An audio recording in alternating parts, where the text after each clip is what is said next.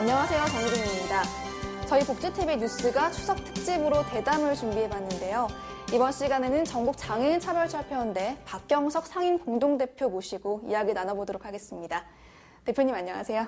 네, 안녕하십니까. 네, 첫 번째 질문 드리겠습니다. 지금 현재 장애계가 풀어야 할 문제가 산적해 있는 것으로 알고 있는데요. 현재 장애계의 주요 현안들은 어떤 것들이 있습니까? 저희가 지금 중요하게 투쟁하고 있는 과제는 장애 등급제 폐지하라라는 것과 부양무제 폐지하라라는 것이 주요 이슈로서 저희가 투쟁하고 있는 과제고요. 나머지는 그 활동보조 24시간 보장하라라는 것이고요. 그것들이 다 연결되어져 가지고 장애인이 시설이 아니라 지역사회에서 살아갈 수 있는 사회적 환경들을 어떻게 만들어낼 것인가에 대한 탈시설 운동과 관련해서 저희가 집중하고 있는 이런 투쟁의 주제입니다. 네, 현재 장애 등급제 폐지를 반대하는 목소리도 있는데요. 현재 시민들이 생각하는 그리고 사람들이 생각하는 한간의 그 장애 등급제의 오해와 진실 부분에 대해서 대표님의 생각을 들어보고 싶습니다.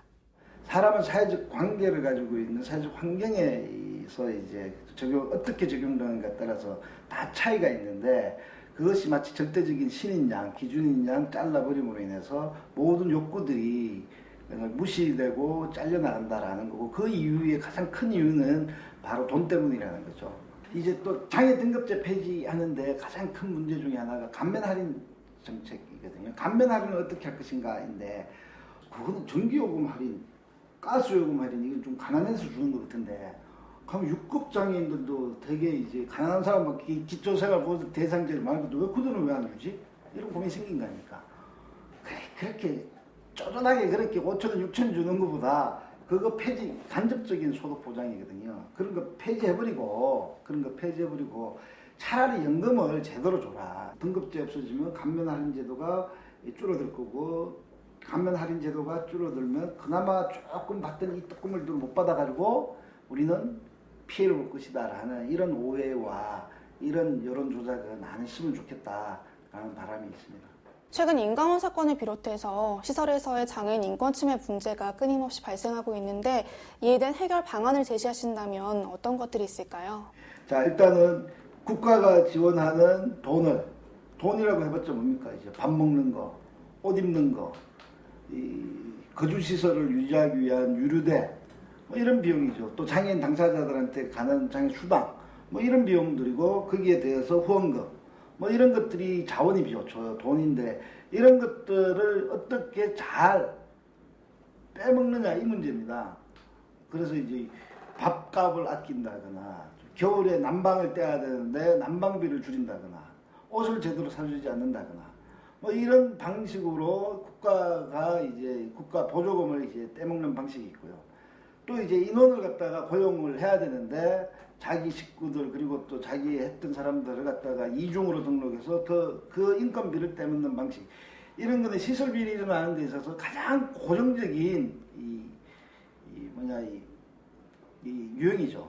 거기에 대해서 이 생활인들을 폭행한다거나 그리고 두들겨 팬다거나 뭐 이런 문제가 있습니다. 그리고 시설 비리가 특별하게 일어난 곳은 아주 강력한 이 법 집행과 처벌이 있어야 되는데 그것을 제대로 하지 못했기 때문에 계속 이제 아이고 조금만 하면 또 잊어버리겠지 그러면서 계속 반복되는 이런 문제가 바로 인강원으로 표현되고 있는 가장 핵심적인 문제라고 생각을 합니다. 네, 탈시설과 자립생활 이야기도 빼놓을 수 없을 것 같습니다.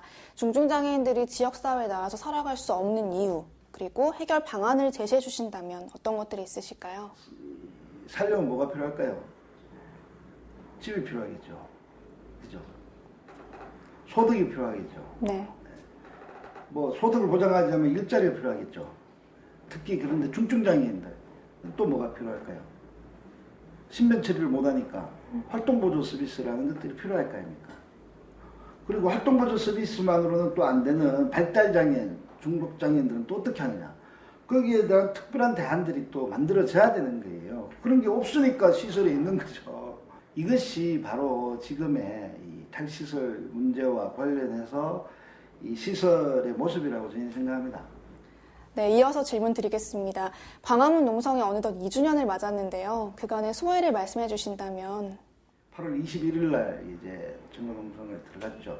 농성장 만들 때 12시간을 그 자리에서 지하철 그 공간만 들어가기 위해서 경찰들하고 12시간을 갖다 싸웠어요. 그리고 난 뒤에 또 이제 그곳에 천막 칠 때도 또 며칠 동안 또 거의 이제 경찰들하고 몸싸움 하면서 이제 만들어진 곳이 이제 그곳이죠. 그래서 한 6기 대통령 선거 오는 동안 쭉 몇 개월 동안 계속 장애 등급제 program을 이제 폐지해달라고 쫙 이야기했는데 지나가는 사람들이 장애 등급제가 뭐야? 라고 이야기를 하더라고요. 근데 지금의 시점이 굉장히 중요하다고 생각해요. 지금 그럼 폐지하는데 어디로 폐지할 것인가에 대한 문제가 결국은 이제 지금의 굉장히 고비라고 생각을 합니다. 네, 한간에서는 이제 지하철역을 불법 점령한다는 이야기도 나오고 있거든요. 이것에 대해서 어떤 생각을 가지고 계시는지요? 이제 농성장은 저들이 이야기하는 법의 기준에서는 불법이죠. 그런데 우리의 삶의 기준, 우리의 인권의 기준, 그리고 또 우리가 살려고 하는 기준에서는 정당한 저항이라고 저는 생각합니다. 그래서 장애 등급제 program이 폐지될 때까지 계속 우리는 이 이야기를 해 나갈 생각입니다. 네, 다음 질문 드리겠습니다. 이제 장애계 투쟁을 계속 진행하고 계신데요. 진행하시면서 시민들과의 소통 문제가 좀 있을 것 같아요. 이에 대한 어려운 부분과 그리고 정부와 접촉하는 데 있어서도 힘든 부분이 있으시다면 어떤 것들이 있으세요? 일단은 너무 무관심하다라는 것들이 나타나는 거죠. 물론 거기에 지나가는 사람들이 일정 정도 한정적인 이런 사람들이 있죠. 출퇴근하는 사람들이요. 2년 동안 지겹도록 바뀌었지만 거기에는 또 이제 더 많은 불특정 다수가 지나가는 공간임에도 불구하고 이 시민들이 장애 문제나 가난한 사람들의 문제와 관련해서 적극적이지가 않아요. 그리고 이제 정부와의 관계 문제는 정부는 저희하고는 대화를 별로 안 하려고 해요. 그래서 이 송국현 씨라고 이제 시설에서 26년 가까이 살다가 지역사회 살아가려고 50세가 넘어서 나와서 이제 이분은 편마비인데 혼자서 할 수 있는 것들이 별로 없음에도 불구하고 장애 등급을 받을 때 모든 것을 혼자 할 수 있기 때문에 상급으로 이제 받았어요. 상급 활동보조 서비스도 신청하지 못해요.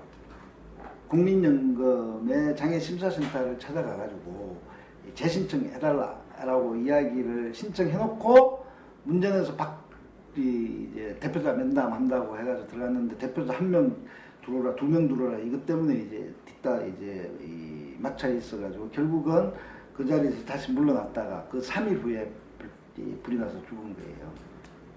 그래서 26일 동안 우리는 장례를 못 치르고 정부를 찾아다니면서 복지부 장관을 찾아다니면서 일단 대화 접차가 안 되니까 장관님 나오라고 이야기하면서 쭉 하면서 겨우겨우 이제 정부를 불러내가지고 이제 공문도 받고 도대체 우리는 누구를 향해서 우리의 권리를 이야기하고 있는지에 대해서 잘 모르겠어요.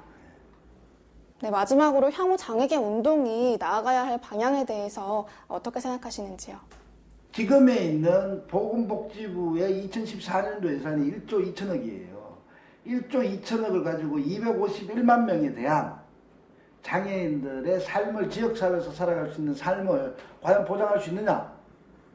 라는 거거든요. 그런데 우리나라의 장애인들의 삶은 OECD 국가의 3배나 가난해요. 그리고 10분의 1 정도만 이것들을 제공하고 있어요. 소득과 관련해서는. 가장 적은 규모예요. 이렇게 OECD 평균은 예를 들어서 소득을 보장하는 면 우리나라 지금 등록장애인 전체에 대해서 다 소득 보장하는 규모예요. 평균이. 우리나라 기껏 30몇만 명이지 않습니까? 왜 이거는 평균으로 왜 못 갑니까?